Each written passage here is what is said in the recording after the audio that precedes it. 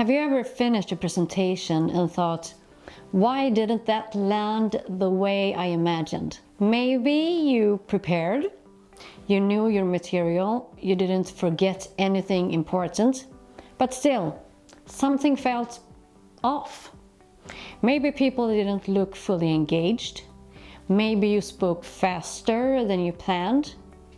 Maybe you walked away wishing you had sounded more confident, more structured, more you. If that sounds familiar, you're not alone. And today, I want to show you why that happens and how to fix it. Hi, I'm Karin, a communication strategist from Sweden. I help non-native English speakers communicate clearly, calmly, and confidently, even when presenting in a second language. And in this video, we'll look at 3 common mistakes that make presentations feel weaker than they should, and what to do instead. Because you're not bad at presenting. You just need communication techniques that actually support your brain, especially when you're presenting in English. Mistake number 1. You start talking before you're ready. Have you ever heard your name called and suddenly you're presenting before you've even taken a breath? It sounds like this. Hi, yes, okay, so today I'm going to... And once you start like that, it's hard to recover. Your brain is trying to catch up with your mouth. You feel rushed before you've even begun. This is especially common when you're speaking English, because your brain needs an extra second to organize your thoughts. So instead, do what I call the Swedish start. Pause, stand still, breathe once, and then begin. Like this. Good morning.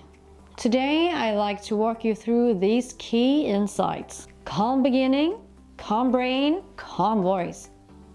You don't earn confidence by speaking fast. You earn it by owning the first pause. Mistake number 2. Too much information, not enough structure. This one hurts because it comes from preparation. Most non-native speakers over-prepare.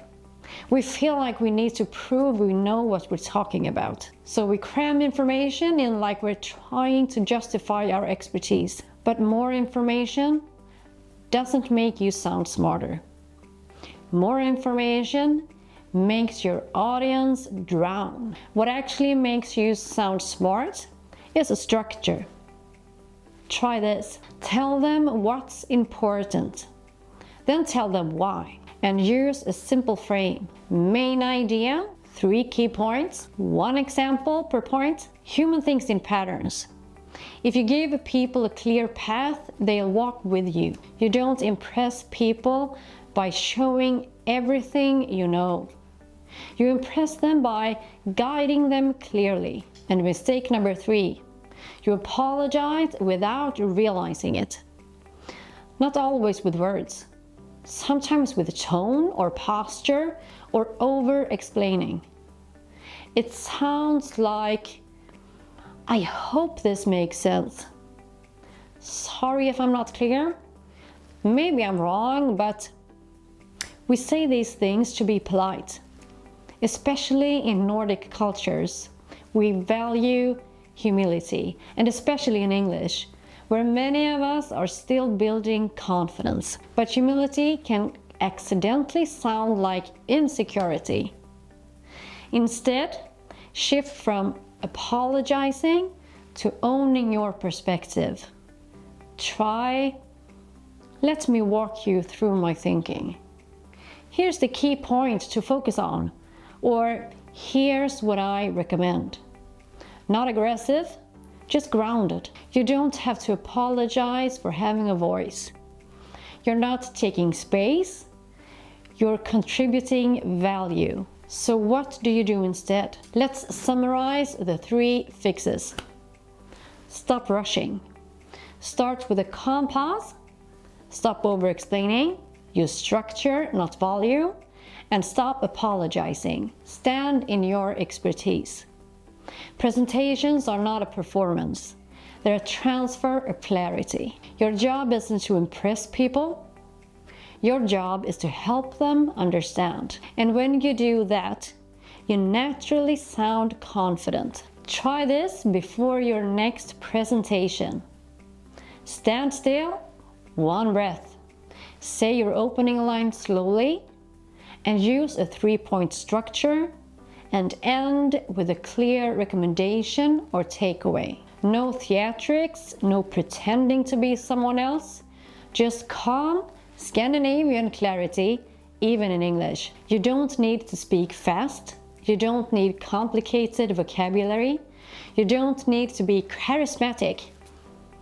You need clarity. And clarity is something you can practice.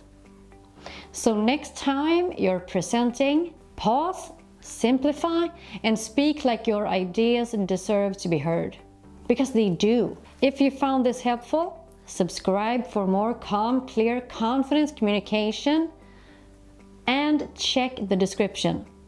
I've added a free guide to help you practice these techniques step by step.